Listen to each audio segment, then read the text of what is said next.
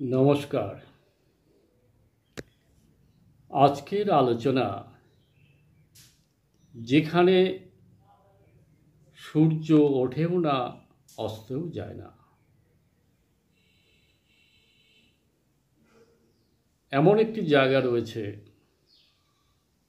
যেখানে সূর্য ওঠেও না, অস্তও যায় না, সর্বদা সেখানে আলো বিরাজিত। আমরা পৃথিবীর বুকে দেখি যে এখানে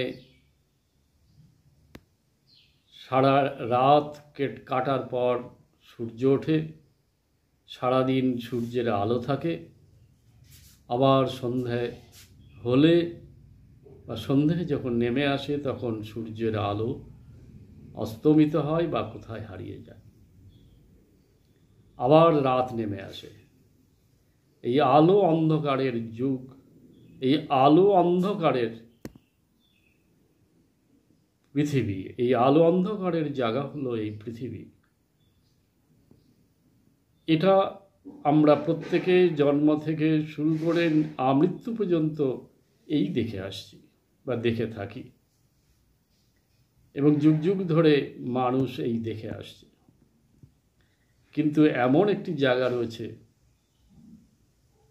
যেখানে সূর্য ওঠেও না, অস্তও যায় না, সর্বদা সেখানে আলো বিরাজ করে। যাক, সেটি কোথায় এবং তার কি নাম তা বলার আগে আমরা একটু প্রেক্ষাপট তৈরি করার চেষ্টা করা যায়। স্বয়ং মহাপ্রভু যখন কাশীতে গেছিলেন, বিশেষ করে দ্বিতীয়বার, তখন ওখানকার ব্রাহ্মণ সমাজের যে হেড, তিনি শুনলেন যে এখানে কাশীতে একজন বাংলা থেকে অল্প বয়সের একজন সন্ন্যাসী এসেছেন। তিনি জোরে জোরে হরে কৃষ্ণ নাম করছেন, ঠাকুরের নাম করছেন, গাইছেন, কাঁদছেন। এমন সব কথা শুনে তিনি দেখতে এলেন। দেখতে এসে বললেন যে, তুমি ব্রাহ্মণের সন্তান, আর তুমি কিনা জোরে জোরে এইভাবে হরিনাম করছো, এ তো শাস্ত্রে কোনো বিধান নেই এর। তো মহাপ্রভু তার কথা খুব একটা গুরুত্ব না দিয়ে হরিনাম করে চলেছে। এই হরিনামের প্রাবল্যে সেই ব্রাহ্মণ বিগলিত হয়ে, তারও নয়ন জুড়ে অশ্রু বিগলিত হতে লাগলো, এবং তিনিও হরিনাম করতে শুরু করলেন একই সুরে। তারপর যখন হরিনাম শেষ হলো, তখন সেই পণ্ডিতের মন বেশ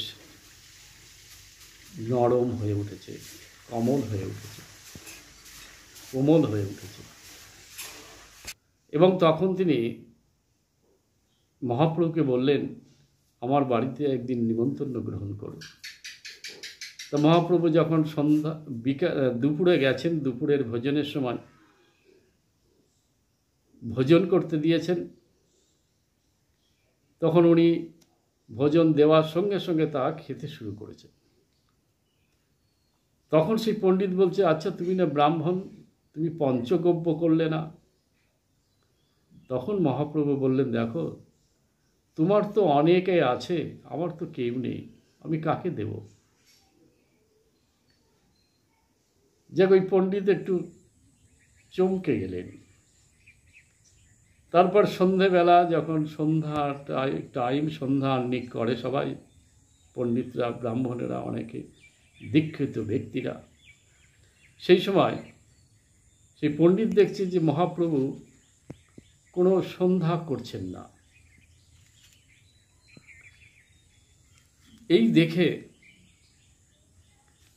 তিনি বললেন, কি গো, তুমি না ব্রাহ্মণের সন্তান, তারপর সন্ন্যাসী, ওই সন্ধ্যা করলে না তো?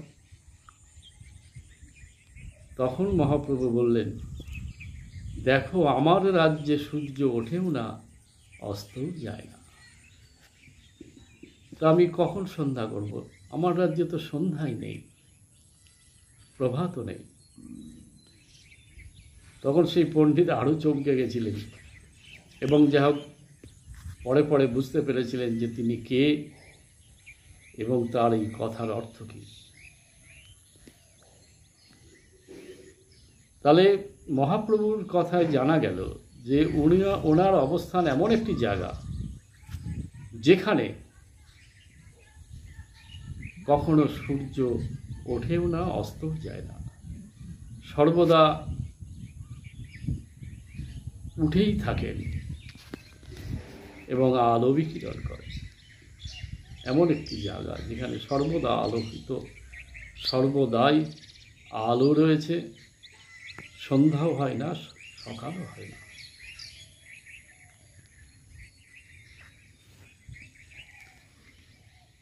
তা আমাদের শাস্ত্রে কি, কোনো শাস্ত্রের কোনো জায়গায় কি এই কথা আছে যে এমন কোনো জায়গা যেখানে সূর্য ওঠে না, অস্ত যায় না? অবশ্যই আছে। ছান্দোগ্য উপনিষদের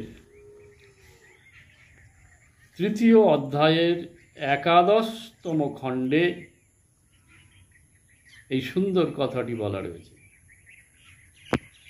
1 নম্বর এবং 2 নম্বর, 3 নম্বর, 3টি শ্লোকই খুব এখানে গুরুত্বপূর্ণ। তার মধ্যে 2 নম্বর শ্লোকটি এবং 3 নম্বর শ্লোকটিতে এই সূর্য অস্ত বা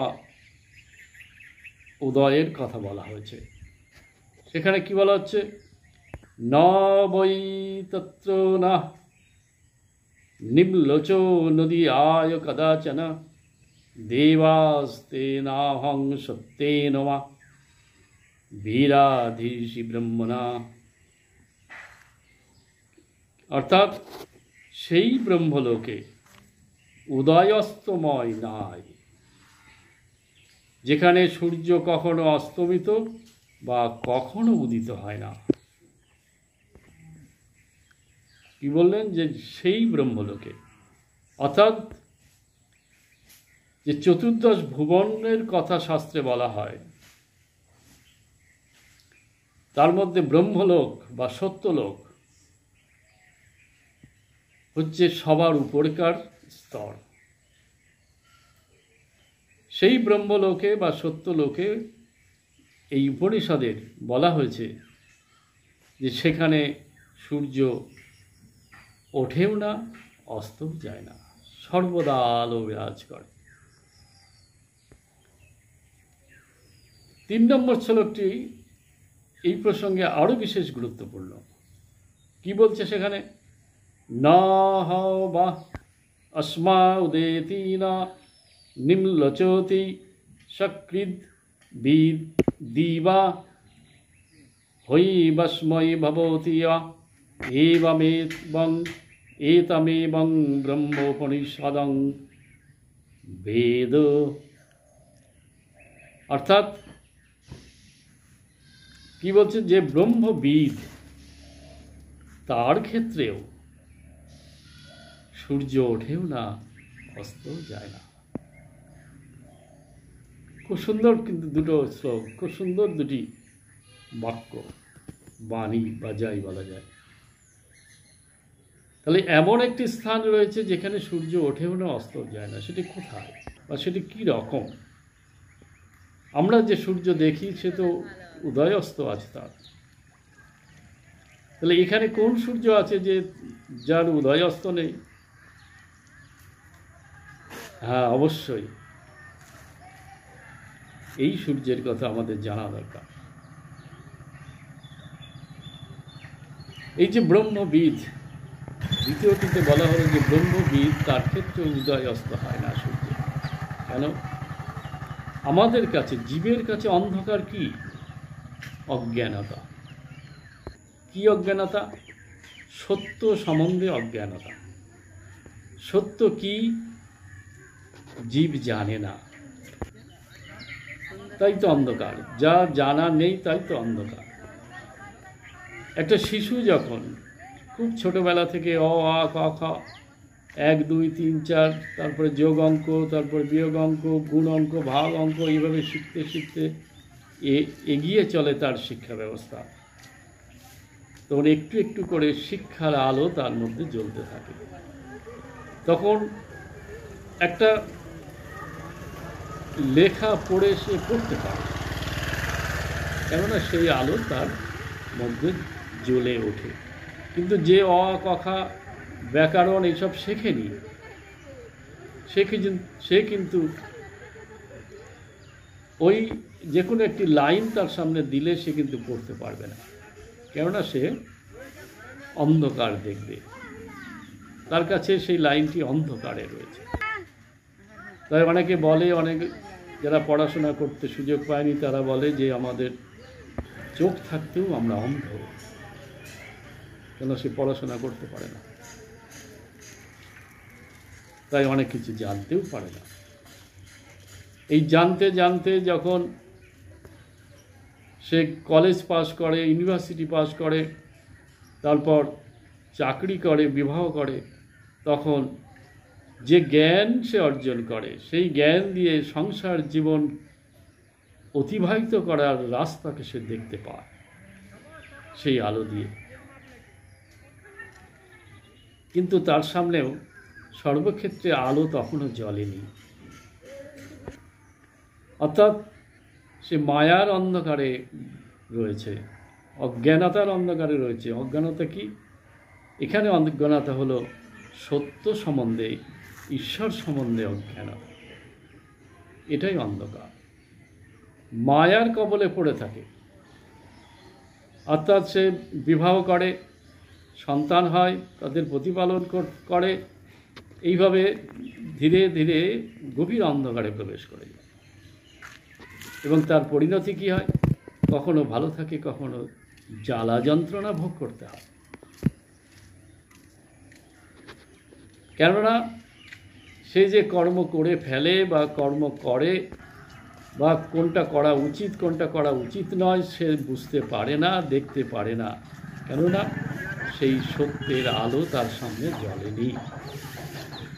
যে আলো জ্বললে এই মায়াকেও দেখা যায়, মায়ার পরবর্তী যে জায়গা রয়েছে তাও দেখা যায়, এবং সমস্ত অজ্ঞানতা কেটে যায় যে আলো দিয়ে, সেই আলো তার সামনে জ্বলে। সত্যকে জানাই সেই আলো, জ্ঞানই সেই আলো। জ্ঞানকে অনেকগুলো ভাগে ভাগ করা হয়েছে, তার মধ্যে জ্ঞানের 7টা পর্যায়ের কথা বলা আছে। সপ্ত জ্ঞান ভূমিকা বলা হয়। প্রথমে জড়জ্ঞান, তারপরে মায়া জ্ঞান, তারপর তত্ত্বজ্ঞান, তারপরে বিশুদ্ধ জ্ঞান, তারপর দিব্য জ্ঞান, ব্রহ্মজ্ঞান এবং মহাজ্ঞান। এই তত্ত্বজ্ঞান, বিশুদ্ধ জ্ঞান, দিব্য জ্ঞান, ব্রহ্মজ্ঞান, মহাজ্ঞান, এই এতগুলো জ্ঞানকে লাভ করার পর তার কোনো কিছু দেখতে আর অসুবিধা হয় না। সে অতীতও দেখতে পায়, ভবিষ্যৎও দেখতে পায়, তাই তার সামনে আর কোনো সমস্যা থাকে না বা আসে না। সর্বদা দিনের আলোর মতো বিচরণ করতে পারে সর্বক্ষেত্রে, নিজের মনকে নিয়েও, নিজের চরণকে নিয়েও।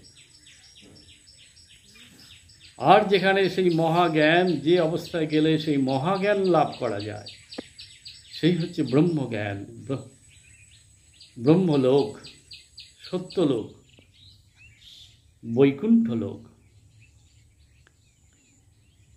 সেই বৈকুণ্ঠ লোকে পৌঁছালে, বৈকুণ্ঠে পৌঁছালে বা ব্রহ্মলোকে পৌঁছালে সম্পূর্ণ জ্ঞান লাভ করে একজন সাধক বা সাধিকা, মহাজ্ঞান লাভ করে, তখন আর তার জীবনে কোনো অন্ধকার থাকে না।